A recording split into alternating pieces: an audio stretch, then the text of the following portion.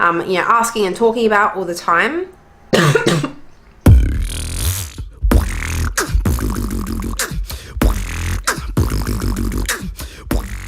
Goes again. That's spicy food, yo.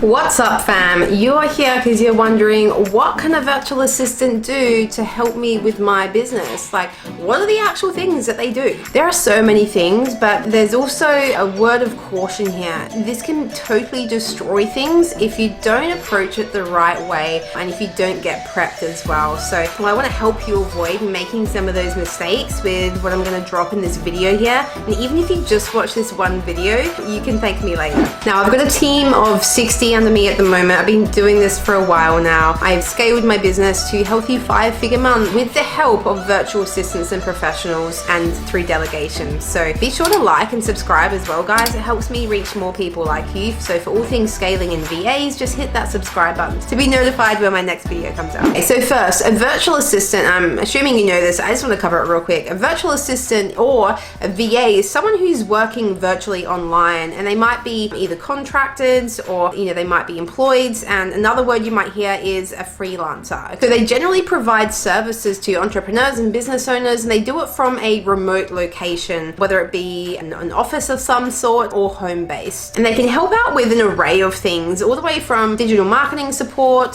to scheduling your social media posts to basic admin tasks to ad hoc to even helping you manage events and being a bit of a personal VA as well, maybe perhaps managing your calendar. Now, most people that are looking to hire VAs or virtual professionals, they're in a point in their business when they're ready to expand. So you might be thinking, I'm not big enough yet, or I'm not in a position where I should start hiring, I'm solo and it should just still be me right now. Or you might be thinking, I don't have enough money for that. The thing is, we outsource so much in our lives, right? Like, we outsource our dental work, our mechanics, for our car, we go to the mechanics for that, right? So much. Like, I've got a coach who does my training and my nutrition, I know that stuff, but it's easier for me to outsource so that I know that it's being done and followed properly. And so I always laugh, and I laugh because I've been here myself, whereas we insist on doing everything ourselves in our business. We want to wear all the hats. We want to be the CEO, and not in a good way, the chief of everything officer. And it's like we've really got this thing about relinquishing control, and it's a big thing. So don't feel bad if that's where you're at. Control over the things that you have in your business, it's a really common thing, so you're not alone there. But when you start to get the hang of this, and when you start to reap the rewards and the benefits of, oh my gosh, wow, I can give this to someone and it gets done how I like it, you free up time,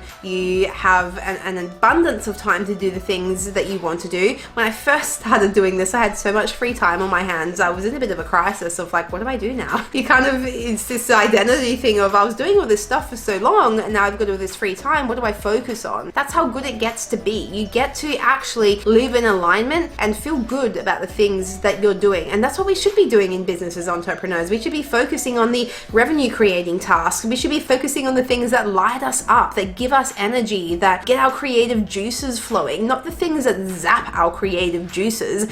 That's what turns us against our business in the end. So you're here and you're looking at what are the things that virtual assistants can do for you. So obviously you're at a point where you're like, I need to handle some stuff off. So let me start by saying this. Typically VAs are renowned for doing the generalist things, the admin, the payroll, the bookkeeping, that type of thing. I want to let you know right now that there are so many specialist positions as well. And so you've got social media managers and marketers, you've got digital marketing support, you've got lead generators. So you've got really specialist roles there as well that don't quite fit in with that generalist role. Now let me dive into this a little bit deeper, and I want to hash out a few things for you guys that you can start thinking about right now.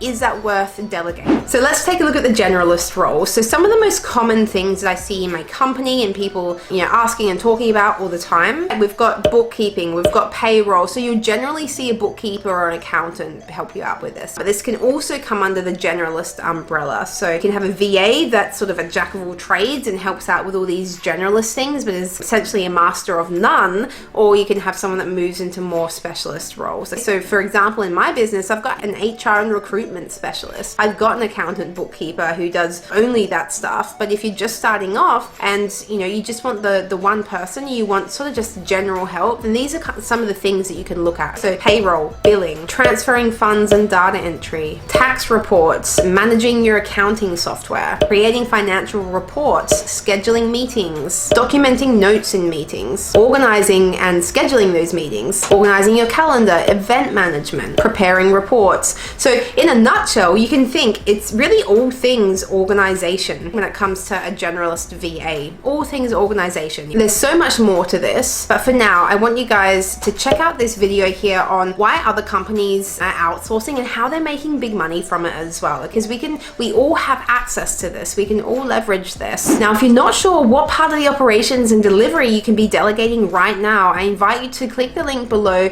and go ahead and download my free delegation cheat sheet. It's helped hundreds of entrepreneurs now, and I know it's just going to help you get some clarity there on that next move to make for yourself. So let's have a look at some of those specialist roles. So you can be looking at a social media manager who would handle the creatives, the strategy, the scheduling, the management, and also the engagement of all your social media platforms. So for those of you who are generating leads organically or doing brand awareness and using socials, which I'm assuming most people are doing these days, because you do need to have a social media presence, if you're doing all this stuff yourself, you would know how much time that takes up for you. I have a social media manager who's also a video editor, editing these videos for me, that works 30 to 40 hours a week for me to help me out with this stuff. So if he wasn't doing that, I would probably still be wrapping my head and trying to spend 60 to 70 hours doing this stuff. It's not my genius zone. I enjoy the creation and putting it all together and even part of the research, but I don't enjoy doing all the editing and that whole process. I find that time consuming and it bores me, whereas my social media manager, he loves it. That's his genius zone. So in a way, I'm outsourcing the stuff that's not in my genius zone to him, and it's in his genius zone, okay? Another specialist role is a social seller. So a social seller is somebody who's going to generate leads. They're going to speak with prospects, so lead generation, prospecting, and appointment setting, and they're doing this across your social platforms. So again, you are organically growing your business and wanting appointments set, then this is what a social seller would do for you. The reason I bring up social sellers is because I've got a couple of them working on my team now, and this was something that I spent hours and hours doing at one stage, and it's all fun and games and shits and gigs in the beginning while you're booking all these appointments, you're getting sales and you're making money, but that's only fun for so long. Like I did it for maybe 2 or 3 months, and I was like, okay, cool, I've got this down pat. I know how to do this. I know how to teach this to someone else now. It's no longer conducive to my time well spent to be doing that, and so I outsourced it. So I let go of the things that are no longer serving me and I outsource it. I oversee it for a little while. I make sure it's going well. I do weekly or monthly check-ins sometimes, and so I'm not just completely putting my hands up and say see you later. I'm still within the vicinity of what's going on. I'm still connected with my team always. Another specialist role is a lead generator, and so this is a very specialized role, and so ultimately at the end of the day, whatever stage you are in your business, you're going to need to generate leads. And I say this in much of my teachings and on sales calls and to my people, that if you don't have a consistent source of lead generation, that's what you need to be focusing on. You can figure out the other problems later. First, start getting clients. When you've got clients, you've got money coming in, you've got cash flow, and then you can play around. Money is units of choice. So the more clients, the more money, and the more choice you have to do the other things and grow your business and scale. Okay, other specialist reports I'm just going to roll off here are, customer support, web development, SEO specialist, copywriter and content creator. We have video editing, we have graphic design, sales reps, and digital marketing support. This list goes on, but these are a few of the ones that I see that are in quite high demand. So I hope this has been helpful. If you're wondering how virtual assistants or virtual professionals might be able to help you within your business, then I would encourage you to go ahead and check out this video on how virtual assistants can help your business. I'd love to know in the comments below if you've had any aha moments or realizations of how VAs can actually help you within your business. If there was something where you're like, oh shit, I didn't know that was a thing, let me know below. I would love to have a chat with you there. I don't often get to talk with you guys, so I'd love to have a bit of engagement there. Now be sure to check out my latest video on hiring virtual assistants, the steps and advice, and also why I would recommend you consider hiring from the Philippines. So thank you so much for your time, guys, and watching this video, and I'll catch you on the next one. Bye.